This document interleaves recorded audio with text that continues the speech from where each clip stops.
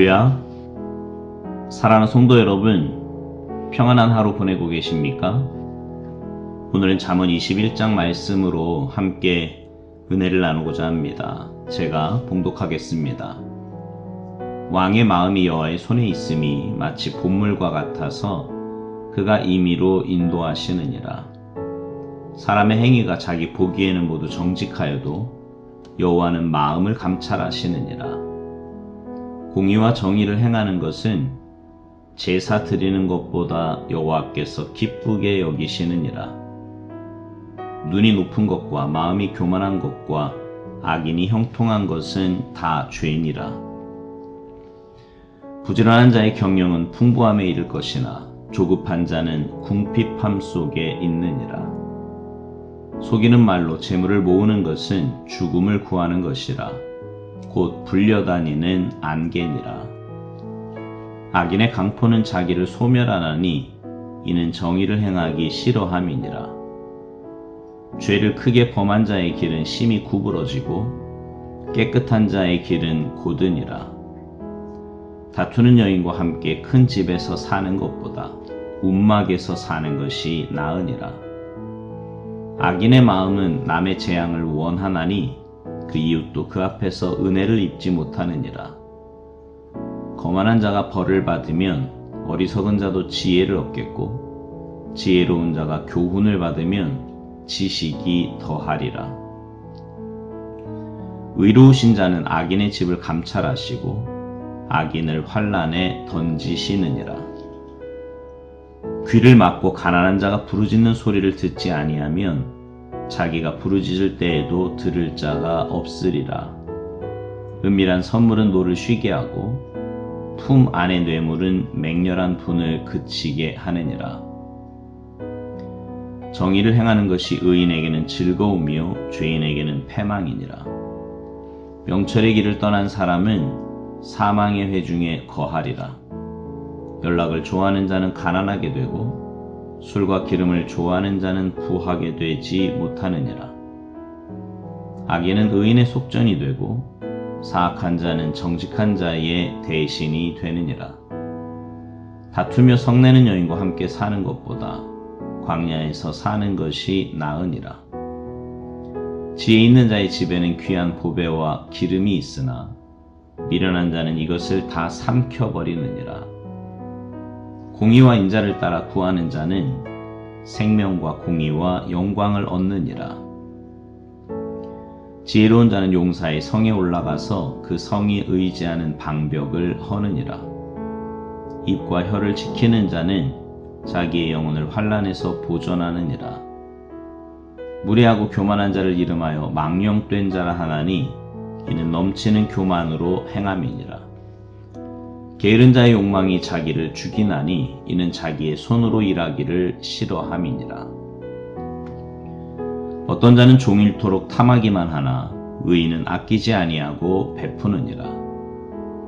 악인의 재물은 본래 가증하거든 하물며 악한 뜻으로 드리는 것이랴. 거짓 증인은 패망하려니와 확실히 들은 사람의 말은 힘이 있느니라. 악인은 자기의 얼굴을 굳게 하나 정직한 자는 자기의 행위를 삼가느니라. 지혜로도 못하고 명철로도 못하고 모략으로도 여호와를 당하지 못하느니라. 싸울 날을 위하여 마병을 예비하거니와 이김은 여호와께 있느니라. 아멘.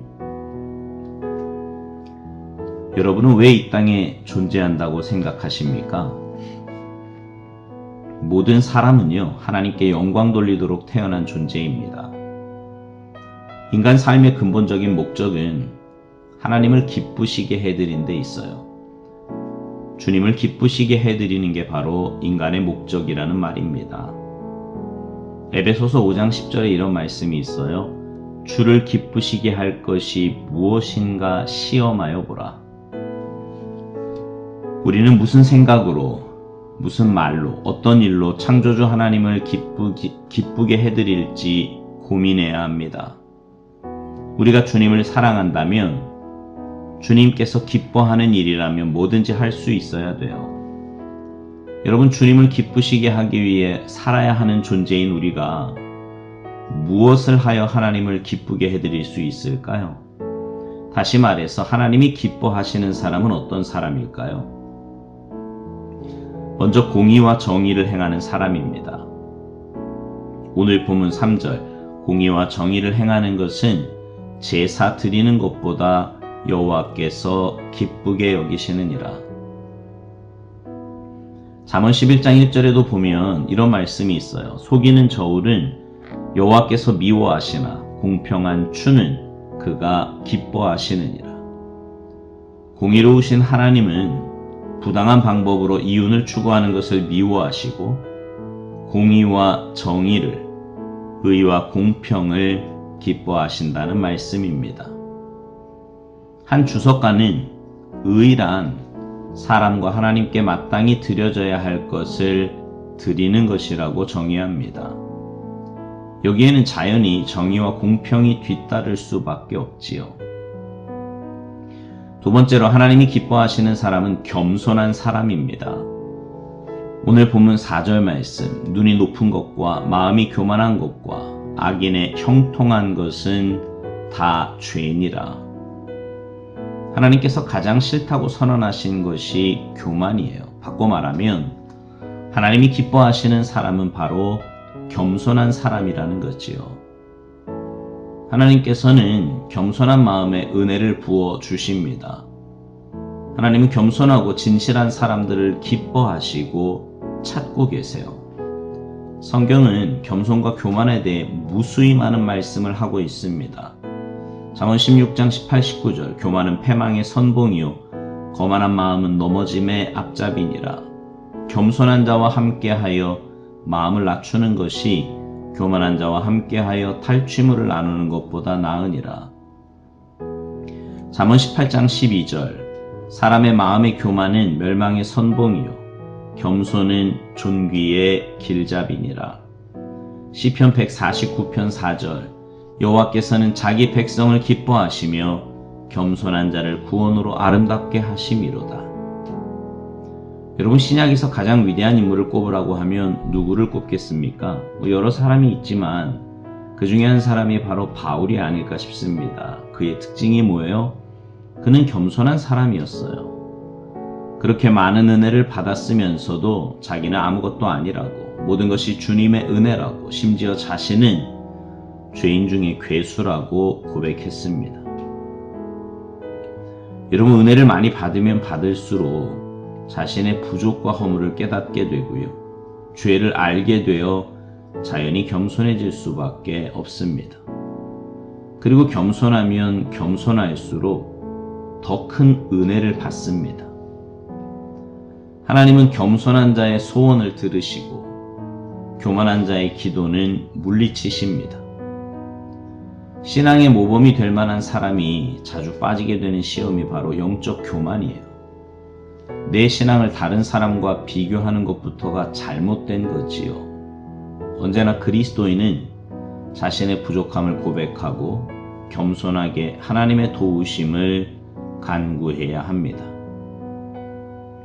주님이 기뻐하시는 사람은 말 잘하는 사람이나 재능이 많은 사람이 아니라 겸손하게 하나님의 도움을 구하는 사람이라는 사실을 우리는 잊지 말아야 합니다.